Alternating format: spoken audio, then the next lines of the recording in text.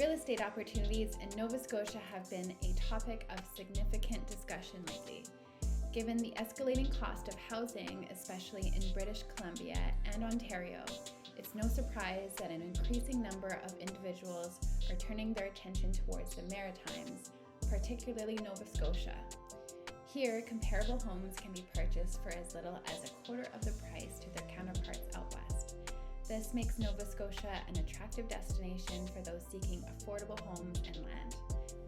But what is it like living in Nova Scotia, and what are the pros and cons? I made a video on exactly this topic. As I have a lot of ground to cover in this presentation, it may take some time for me to cover all the pros and cons that I've put together. So just a heads up, this is a fairly comprehensive presentation, therefore I suggest that you get comfortable if you aren't already. If you don't know me yet, my name is Selena, and my partner and I did this big leap across the country from BC to Nova Scotia last year, which is in 2022. I've put together a little video for anyone else that may be considering moving out east, because I remember looking at videos on YouTube myself not too long ago and seeing not much on the subject, so I hope for some of you this is helpful. In all honesty, moving to Nova Scotia was my partner's idea, and I was very strongly against his suggestion of selling our properties in BC and moving so far away. Leaving my best friends was something I could not imagine, and my lack of knowledge about Nova Scotia for me was very close-minded to moving such distance away. I realize now that I had very little awareness of what it was like out east. When my partner sat me down with his computer screen one day and pointed out the stark difference in housing prices, he showed me what $500,000 would get me in BC, and then he showed me what $500,000 or way less would get me in Nova Scotia. Not only were these prices intriguing, but they were also some of the most charming, colorful, and unique houses I had ever seen. Having grown up in Vancouver, I witnessed the city's rapid growth and transformation over the decades as old homes were torn down to make way for new, rectangular buildings that were quickly rented out for enormous amounts of money. Seeing these new options piqued my interest, and I started to consider the idea of trying something completely new and moving across the country to Nova Scotia. Knowing that I would be able to still come and visit my friends and family, and knowing that I would have a beautiful home for them to come visit me when I would not otherwise be able to afford something like this in Vancouver, opened me up to the possibility of starting a whole new life in Nova Scotia and planning for the future. Now, to provide some context as to how we got here, everything unfolded during the uncertain and surreal times of the pandemic, when reality seemed to become increasingly bizarre and unpredictable with each passing day. My partner and I made the daring move to buy a house sight unseen through the internet without ever visiting Nova Scotia before. Looking back, it was a pretty wild decision, and although I won't go into a long story here, it was the result of a string of events that led us to this massive choice. Just before COVID hit, we had bought a property in Princeton, BC, where we were hoping to turn it into a retreat center. However, COVID and other events put that dream on hold. Other life-challenging events came our way, such as my mom dealing with cancer and the aftermath of her passing, as well as record-breaking heat waves and forest fires near our property. Then, just as we were packing up to move in the fall, atmospheric rain floods caused major disasters to homes and highways very close to us. It was a really crazy time. However, we did manage to sell our retreat property in Princeton and make a reasonable amount of profit due to the increase in rural property values during the pandemic. After virtually looking at several places and facing a few inspection setbacks, we finally found a century-old home that we loved, which has been recently renovated and was in excellent condition. We bought it for $339,000. Luckily, our home exceeded our expectations when we arrived, and we love it. With the leftover cash, we bought a van and lived in it for 6 months over the winter with our parrot, cat, and dog on Vancouver Island. Later, we purchased a trailer and drove it across the country in spring once Canada thawed out. And then we sold the trailer and got most of our cash back by reselling it in Nova Scotia. It's all a pretty crazy story, I know. We arrived in Nova Scotia in the second week of May last year, which is 2022. We love our home. There is more to consider than just the cost of real estate when considering, and there are loads of differences out here. The cost of living, the taxes, access to various services, and healthcare, just name a few, and we'll get into all of this. Now, one of the main misconceptions about the East Coast I had was the weather. I imagined sub zero winters and numerous hurricanes.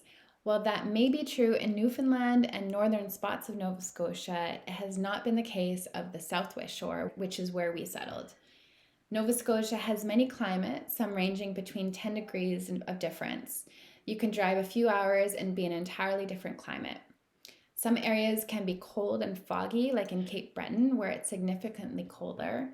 We luckily chose a warm spot, which is on the southwest shore, which is much warmer. We find the temperatures comparably similar to BC, with a slightly cooler summer and surprisingly mild winter, and with a lot more sunshine overall. One of the concerns for us living in BC was the forest fires, and we had to accept that they were only going to be getting worse going forward and sadly heating up as global warming rises.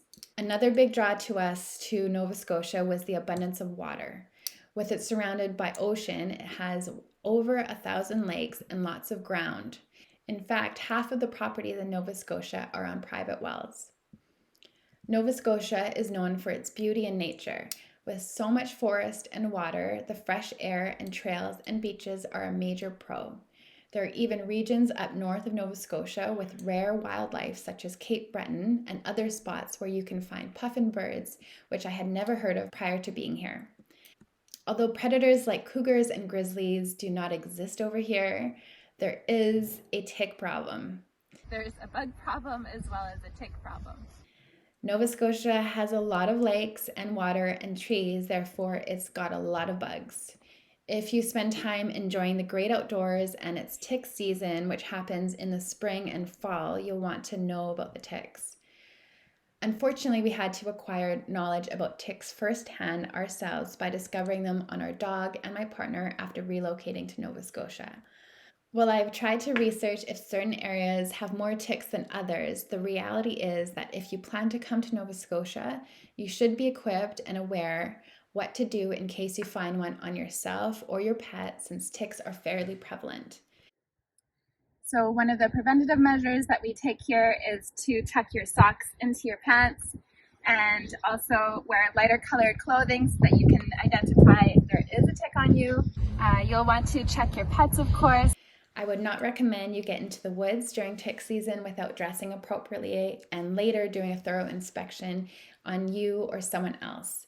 If you do find a tick on you, it's crucial to remove it correctly. You can watch a YouTube video for guidance and keep the tick in a plastic bag and immediately visit the pharmacy to let them know you were bitten. They will be able to recognize the tick and provide medication, since some ticks can be more dangerous than others. It's best to act quickly, since untreated tick bites can lead to serious health problems such as Lyme disease later on. In addition, Nova Scotia also has black flies. So now you know.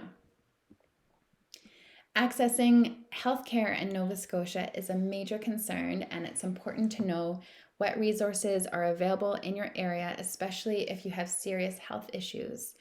Fortunately, there is a nurse hotline you can call 24/7 for guidance. And because of the situation, some pharmacists are able to prescribe medications for conditions like bladder infections or tick bites, like I mentioned earlier. For some reason, there aren't many walk-in clinics in Nova Scotia at the moment, but efforts are being made to improve the situation. Although this would be considered a disadvantage, the lack of medical staff in Nova Scotia presents a unique opportunity for healthcare professionals looking to build their practice and have opportunities they would not otherwise have out west. The province is in desperate need of doctors, nurses, and service workers, so much so that I've seen my little hospital in Shelburne close because they didn't have enough doctors on hand. After some research, I found that Nova Scotia pays doctors less than other provinces, but I'm unclear as to why that would be. If you have any insights on this, please share them in the comments because I would love to understand the situation. Additionally, people may not realize that Nova Scotia offers a more affordable and relaxed lifestyle, particularly in terms of property prices. If you are a medical professional interested in learning about more opportunities in Nova Scotia, please reach out and I can help you explore some options. I know some people that would be very excited to learn about you in rural Nova Scotia. I've also been having trouble finding a dentist nearby. I may have to drive all the way to Halifax, which is about 2.5 hours away, for an appointment. Although there may be some towns in between that are accepting new patients, I have yet to find one. Finding animal care is similarly challenging, as most veterinarians are at capacity and aren't taking new patients. If I ever need a vet, I'll have to travel hours away, which is far from ideal if it's an emergency situation. Regarding employment, there are a lot of places that are hiring, but there are also a lot of low-paying jobs. There is, however, a huge demand for service workers, medical professionals, dentists, carpenters, plumbers, or trades workers. As I mentioned as well, veterinarians. When I arrived to Nova Scotia, I went to an employment service center located a few blocks away from my house. They helped me get my resume together and looked to know of any jobs that might be available with my expertise in the area. About 2 months after submitting all my paperwork, I was contacted for a fair paying position with the Chamber of Commerce, and I work as a project manager on the side for them.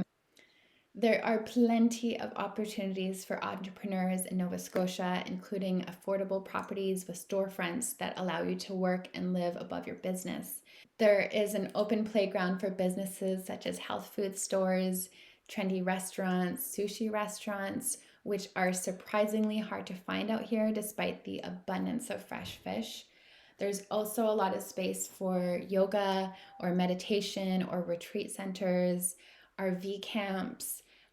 There's a demand for kayaking, surfing, or bike rentals. Also, those all have untapped potential and an open market. Unlike the oversaturated West, there's a lot of room for new businesses to emerge in Nova Scotia. Although tourism hasn't quite boomed yet, there's a huge potential waiting to be tapped into with the white sandy beaches, and I believe it's coming. Also, FYI, if you like seafood, lobsters, scallops, halibut, and Atlantic salmon, it is abundant here. COVID brought about significant changes in the way we handle businesses by allowing us to work from home. We are now more capable than ever to getting creative and working from remote locations with reliable internet access. Certain areas in Nova Scotia, such as Shelburne, Yarmouth, have very strong internet connectivity due to their fiber optic internet.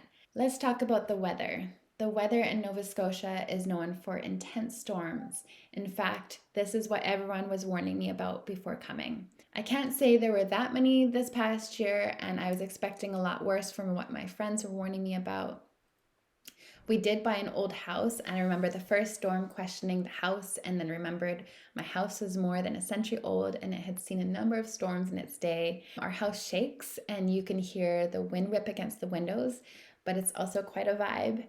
And what happens in Nova Scotia is there's a fair bit of warning before a storm arrives, which gives everyone time to go gather groceries, get water, and get any supplies they need in case the power goes out, which it can for a few days at a time. Most workplaces will close early, even businesses like the post office. We've only seen one major storm happen in the year we have been here, and the main impact of the storm luckily passed our region. However, there was a considerable amount of damage which hit further up north in Nova Scotia and Newfoundland. One thing I don't miss about Vancouver was how it would stay gray and would rain sometimes for months straight. Surviving the minimal sunlight was something I really struggled with in Vancouver. Out here where I am in Shelburne, I would say there's way more sunny days over gray days, and overall it's dramatically more pleasant weather than in Vancouver. It can get fairly windy some days, which is new for me, and we are surrounded by water, so we inevitably get a lot of wind. On a side note, I think opening a weather watching storm Airbnb on the water would be a successful business plan, as there has been such a success of this in Tofino. Another great draw is in respect to surfing, and many people would be surprised to see the thriving and growing surf culture that is ever present in Nova Scotia. My partner chose Nova Scotia because he wanted to retire and get back into surfing. He had lived on the west coast of Vancouver Island in the 80s and 90s, and it has gotten so crowded and expensive to travel there not to mention the price of real estate in locations like Tofino, where it is as high as in Vancouver. One of the major pros, in my opinion, is the abundance of white, sandy, empty beaches.